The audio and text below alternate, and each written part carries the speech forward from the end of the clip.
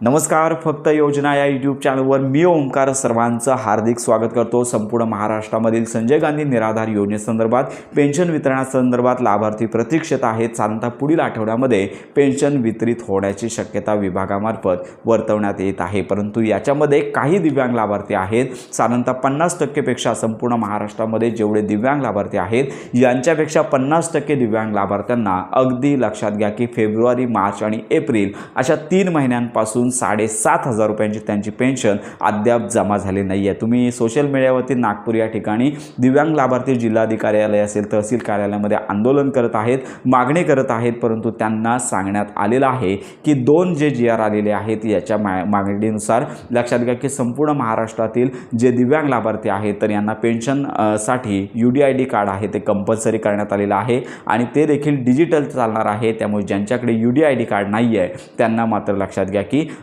ही pension आहे ती सध्या बंद ठेवण्यात आलेली आहे. तर याच्यामध्ये ज्यांच्याकडे तात्पुरते दिव्यांग प्रमाणपत्र आहे अशा लाभार्थ्यांचा देखील याच्यामध्ये समावेश आहे. त्यामुळे अशी आकडेवारी सन्माननीय बच्चूभाऊ कडू यांनी काल झालेल्या प्रेस कॉन्फरन्समध्ये सांगितली. साधारणतः संपूर्ण महाराष्ट्रामध्ये 50% पेक्षा दिव्यांग लाभार्थी असे आहेत की ज्यांच्याकडे कार्ड ऑनलाईन नसल्यामुळे, डिजिटल नसल्यामुळे आणि त्याचबरोबर तात्पुरते दिव्यांग लाभार्थी कार्ड असल्यामुळे अशा लाभार्थ्यांची पेन्शन बंद झालेली आहे. त्यामुळे हे 2 GR आहेत, मान्यता देणारे GR आहे ते तात्काळ रद्द करण्यात यावे. कारण का दिव्यांग लाभार्थी हे खरोखर पात्र आहेत, खरोखर दिव्यांग आहेत.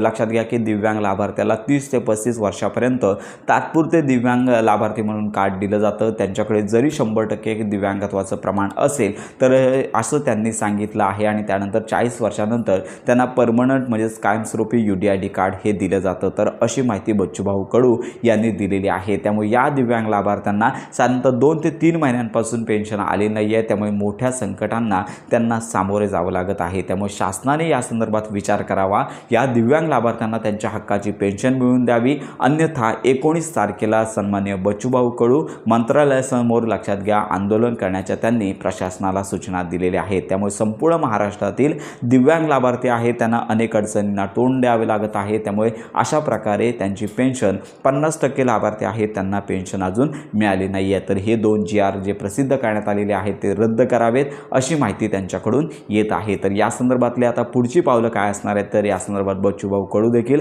अपडेट देतीलच आणि आपण देखील माहिती देणार आहोत. तर जर दिव्यांग लाभार्थी तुम्ही असाल आणि तुम्हाला जर पेन्शन आली नसेल, मागील थकीत पेन्शन असेल तर तुम्हाला तुमच्या जवळच्या असणाऱ्या तहसील ऑफिसमध्ये जाऊन विचारणा करायची आहे, माहिती घ्यायची आहे आणि तुमचं नाव जर ऑनबोर्डवरती नसेल तर त्यांना तुमचं नाव अधिकृत कागदपत्र असेल, आधार कार्ड असेल, त्यानंतर दिव्यांग लाभार्थीचं जे कार्ड असेल तर हे देऊन तुमचं नाव ऑनबोर्डवरती करण्यास सांगायचं आहे. तर त्याशिवाय तुमचं नाव ऑनबोर्डवरती होणार नाही आणि तुम्हाला पेन्शन येणार नाही आहे. तर अशा प्रकारची ही अपडेट आहे. आपण देखील माहिती घेतच आहोत.